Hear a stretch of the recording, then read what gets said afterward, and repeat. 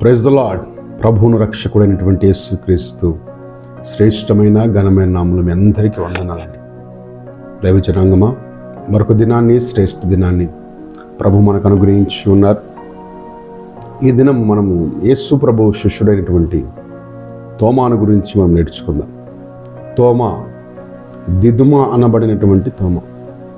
ఈ తోమా అనే పదానికి అర్థం ట్విన్, కవలలు, గ్రీక్ వర్డ్. ఈ తోమా యేసు ప్రభు యొక్క 12 మంది శిష్యుల్లో ఒక్కడు.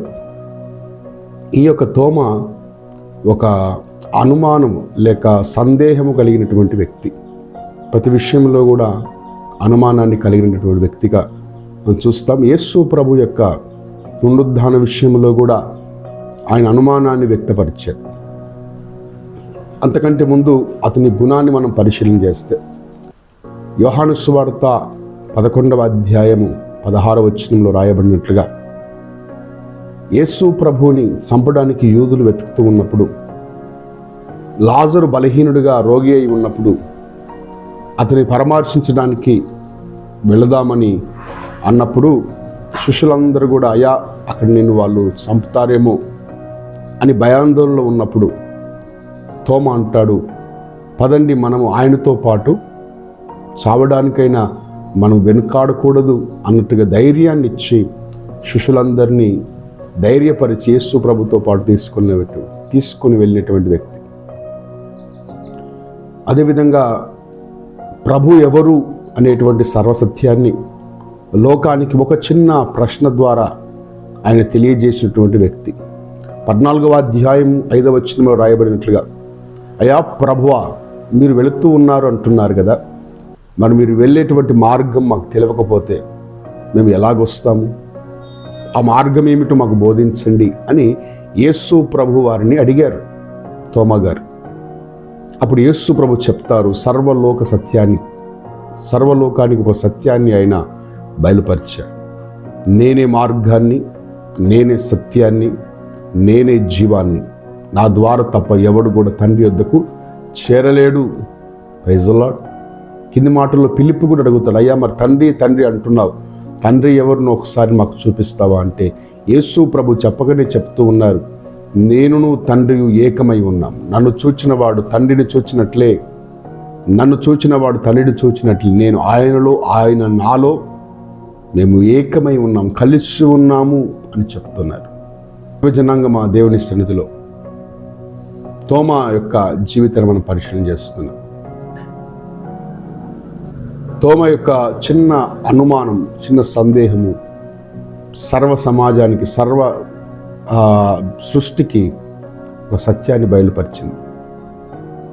చివరిగా యేసు ప్రభు పునరుద్ధానం అయినప్పుడు కూడా, ఆయన ప్రత్యక్షమైనప్పుడు తోమా అక్కడ లేడు. తోమా లేని కారణంగా శిష్యులందరూ చెప్తున్నా కూడా నమ్మలేదు. మీరు ఆయన గాయములలో వేలు పెట్టి మీరు చూచారా? నేనైతే అలాగ చూచేవాడిని, ఆయన గాయములలో వేలు పెట్టి నేను చూచేవాడిని, కానీ మీరు చూడలేదు కదా. నేనైతే అలాగ చూచేవాడిని అని ఒక అనుమానాన్ని వ్యక్తపరిచారు. కానీ యేసు ప్రభు మరలా 8 రోజుల తర్వాత ప్రత్యక్షపరచబడి తోమాకు కనబడి, తోమా, నా యొక్క గాయములలో నీ వేలు పెట్టి చూడు అని ప్రభు అతని యొక్క సందేహాన్ని నివృత్తిపరిచారు. ప్రభు అంటారు కదా, చూచి నమ్మిన వానికంటే చూడక నమ్మినవాడు ధన్యుడు అని అంటాను. ఆ అనుమానంతో ఉన్నటువంటి వ్యక్తి ప్రభు గాయాల్లో ఎప్పుడైతే వేలు పెట్టాడో, నా తండ్రి, నా దేవా అని తన యొక్క నమ్మకాన్ని, ఫెయిత్ని డిక్లేర్ చేశారు. దైవజనాంగం, ఆయన 52వ సంవత్సరంలో, ఈ యొక్క 2000 సంవత్సరాలకు ముందే 52వ సంవత్సరంలో యేసు ప్రభు యొక్క ప్రియ శిష్యుడైనటువంటి తోమా మన భారతదేశానికి ఆయన వచ్చారు. భారతదేశంలో క్రీస్తు సువార్తను ప్రకటించి ఉన్నారు.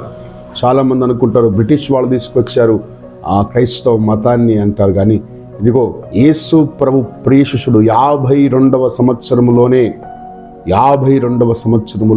భారతదేశానికి సువార్తను తీసుకుని రావడము జరిగింది. దైవజనాంగమా, కారణం ఏమిటంటే నా ప్రభు భారతదేశాన్ని ప్రేమిస్తున్నారు.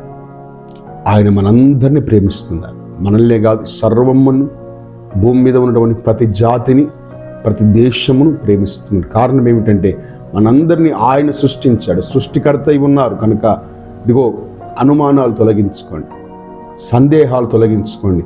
ఆయనే మార్గమని, ఆయనే సత్యమని, ఆయనే జీవమని నమ్మండి.